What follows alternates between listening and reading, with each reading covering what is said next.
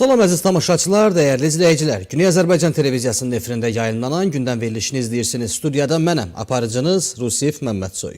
Əziz tamaşaçılar, bugünkü müzakirəmizdə bizim üçün çox əhəmiyyətli, önəmli məsələlərdən bəhs edəcəyik. Verilişimizin birinci hissəsi cənab Prezident İlham Əliyevin Moskvaya səfər etməməsi ilə bağlı, yayılan xəbərlərlə bağlı bizim təbii ki şərhimiz, təhlilimiz olacaq. Verilişimizin ikinci hissəsi də yenə Moskva ətrafında baş verən proseslərlə bağlı olacaq. Ona görə ekranlara biraz daha yaxın əyləşin və müzakirəmizi hökmən sona qədər izləyin əziz tamaşaçılar. Qeyd edək ki, efirimizin ilk qonağı siyasi ekspert hörmətli Oqtay Qasımovdur. Xoş gördük Oqtay bəy, hər vaxtınız xeyir olsun.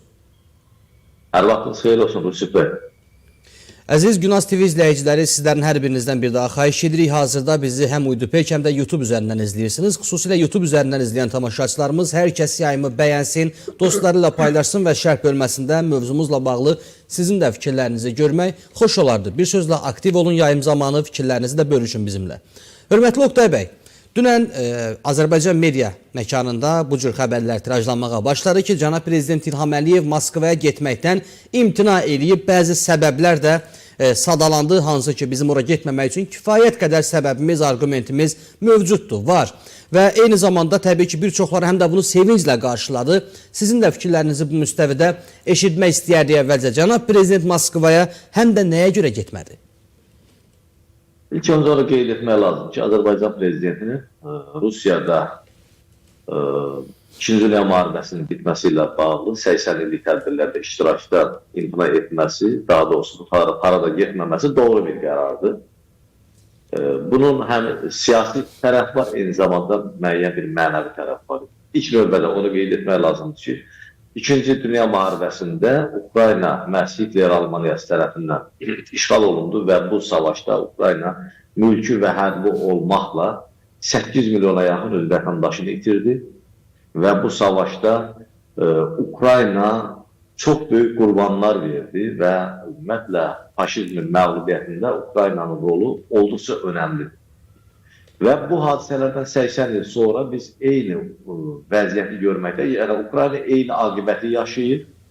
Yenə Ukrayna dövləti bugün təcavüzə məruz qalır və 10 milyona yaxın ölkə vətəndaşı ölkə hüdudlarını və daxilində köç ediblər, 100 minlərlə həm hərbi, həm mülki vətəndaş həlak olub və bugün də Ukraynanın şəhərləri Areşnik və başqa tipli raket sistemləri ilə vurulmaqdadır.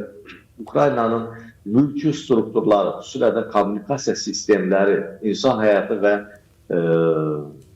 sosial durum üçün vacib təchizat sistemləri məhv edilir ki, bu da humanitar böhran yaradır və faktiki olaraq bugünkü Rusiyanın Ukraynada etdikləri demək, 2-ci Dünya müharibəsi zamanı faşist Almaniyasının Ukraynada etdiklərinə fərqli deyil.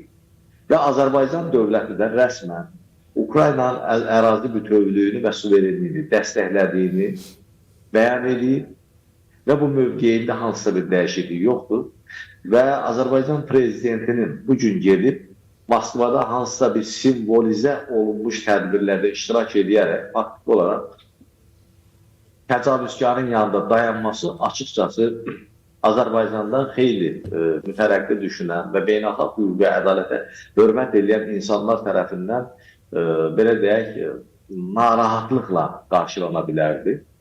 Görünür, Azərbaycan Prezidenti həm də bu amilləri nəzərə alır, amma eyni zamanda biz bilirik ki, bunun ciddi siyasi səbəbləri var. Bu səbəblər Rusiyanın Azərbaycana qarşı qeyri-adekvat, qeyri-səmimi və müttəfiqlik münasibətlərinə yaraşmayan, imperiya ədalı, yekəxana davranışlarından doğan bir qərar oldu. Belə ki, biz ən az son 6 ay götürsək, Rusiya tərəfindən Azərbaycana qarşı atılan əslində addımlar heç də iki dövlətin qonşuluq münasibətlərinə uyğun olan münasibətlər deyildi.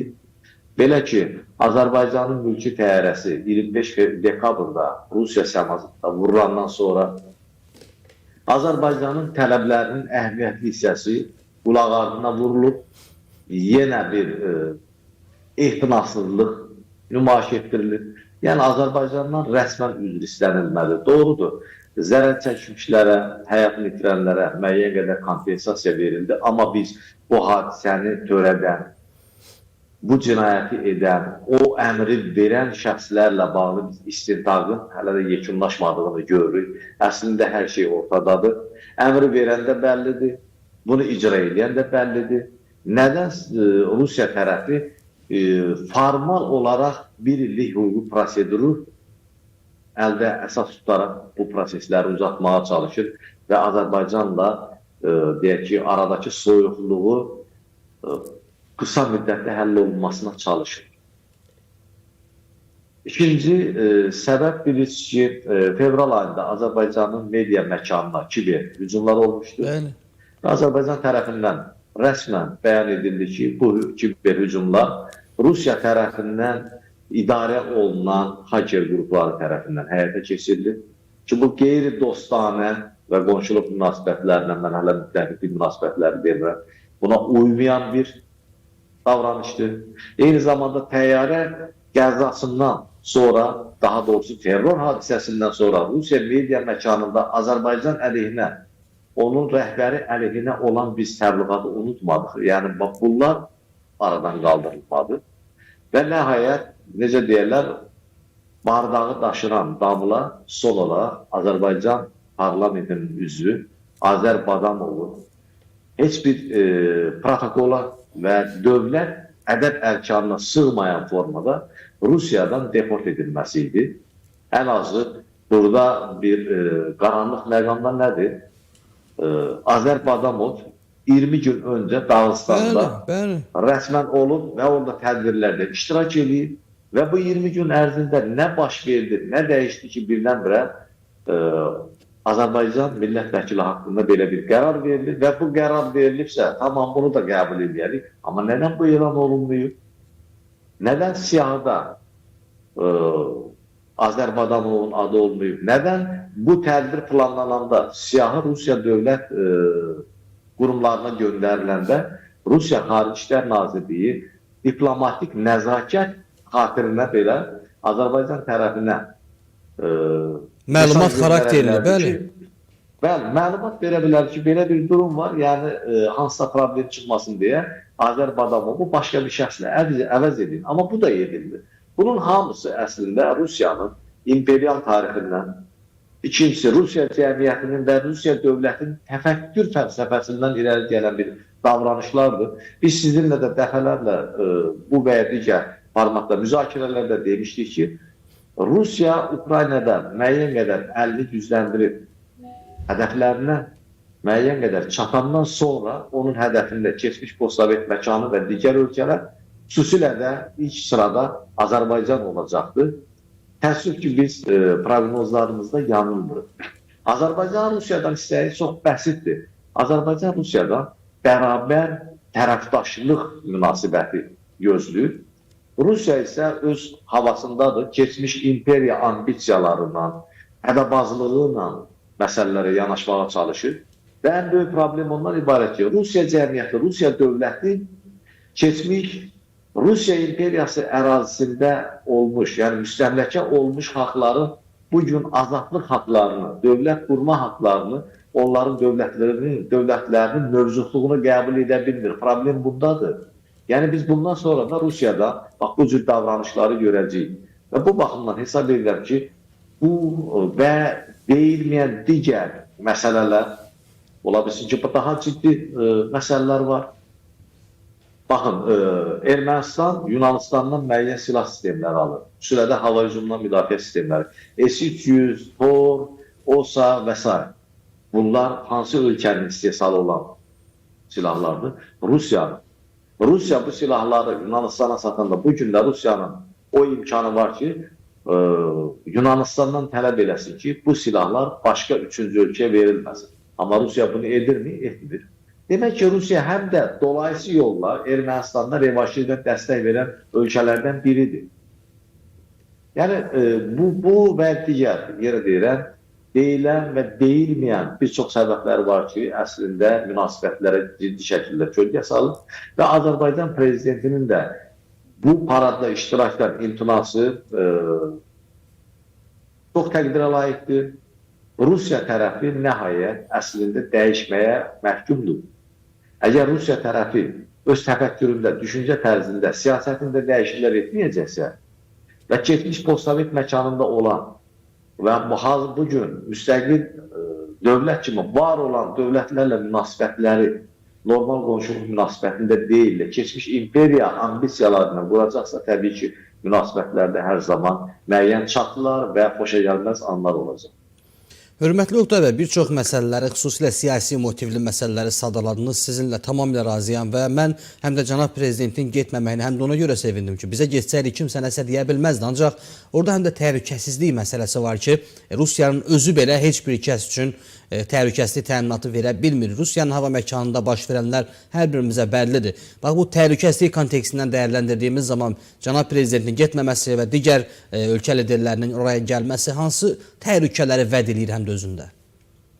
Artıq sizin də qeyd elədiniz ki, xüsusilə də Moskva və Moskva ətrafındakı ərazilərdə Rusiyanın hava məkanı təhlükəsizliklə bağlı ciddi problemlər yaşamaqdadır və Ukrayna boğaları, necə deyərlər, Rusiya hava məkanında meydan sürüyür və əslində bu da Ukraynanın özünün müdafiə haqqıdır. Biz yəni burada Ukraynanı qınaya bilmərik. Ukrayna təcavüzə məruz qalmış bir ölkədir və özünü müdafiə etmək üçün Rusiya ərazilərində də legitim sayıda hədəfləri vurmaq hüququna da malikdir ki, bunu da etməyə çalışır. İkincisi, Ukrayna Rusiyada keçirilən bu tədbirin də hansı anlam daşıdığını çox yaxşı bildiyindən əslində ona bir formada manicilik göstərməyə çalışır. Müəyyən qədər də buna müvəffəq olub, çünki artıq dəvət olunmuş dövlət başçılarının siz də qeyd elədiyiniz kimi bir qismi bu tədbirə gəlməkdən, bu və digər səbəblərdən imtina ediblər.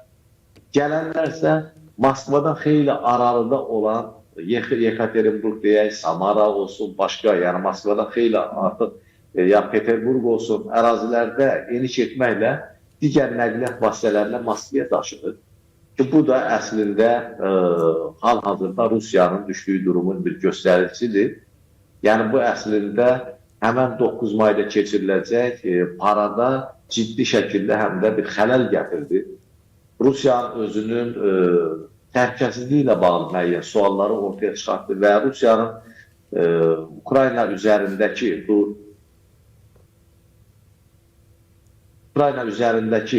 bu təcavüzkar hərəkətlərinə cavabın da heç də Ukraynanın müqavimət həcmini qırmadığını və Ukraynanın bu müqaviməti davam etdirdiyini bir göstəricisidir. Bu müəyyən bir mesaj həm də xarakter daşıyır. Təbii ki, Azərbaycan prezidenti həm də hesab edirlər ki, doğru olaraq təhlükəsizliyin tam təmin olunmadığı bir ərazidə hansısa bir simvolik tədbirdə iştirak eləməsinin anlamı yoxdur. Təbii ki, biz 9 may qələbə gününü qeyd edirik, çünki bu qələbənin qazanmasında bizim soydaşlarımızın böyük rolu olub, 600 min Azərbaycan vətəndaşı bu savaşa qatılıb və 300 mindən artığı bu savaşda həyatlarını qurban verir.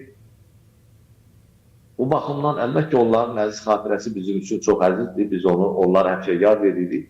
Amma bunu elə Bakıda da müəyyən qədər bu həmən dövrdə bu proseslərdən keçmiş, bugün həyatda olan veteranlarla görüşlər də eləmək olar. Bunu o cür də qeyd etmək mümkündür və o savaşda həlak olmuş, qəhrəmanlıq göstərmiş insanların məzarları yaxud onların heykəlləri də ziyarət oluna bilər. O baxımdan bunun 9 may ilə heç bir əlaqəsi yoxdur. Sadəcə olaraq Azərbaycan, bir daha qeyd edirlər, doğru olaraq hansısa bir imperiya ambisiyalı dövlətin ambisiyalarını göstərmək üçün simvolik hansısa tədbirlərə gelib şəkil çəkdirməli deyil.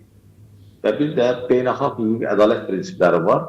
Bir daha qeyd edirlər, Ukrayna ərazisinə hücum olub, təcavüz baş verib və Azərbaycan da Ukraynanın ərazi bütövlüyünü dəstəkləyir. Mən demirəm ki, Azərbaycan prezidenti həm də məhz buna görə getməməlidir, amma bu ekspert olaraq bizim düşüncəmizdir ki, məhz belə bir durumda Azərbaycan tərəfinin hər zaman ərazi bütövlüyü, suverenlik və beynəlxalq hüquqa hörmət və bunu əməl etmək kimi bir ənənəsi var. Bu ənənəyə də deyək ki, bu səfərdən imtina etməklə biz əməl etdik. Aydındır, hörmətli Oqtay bəy, sizə təşəkkürümüzü bildiririk. Minnətdarıq, vaxt ayırdınız, iştirak elədiniz. Çox sağ olun, var olun bir daha bəy.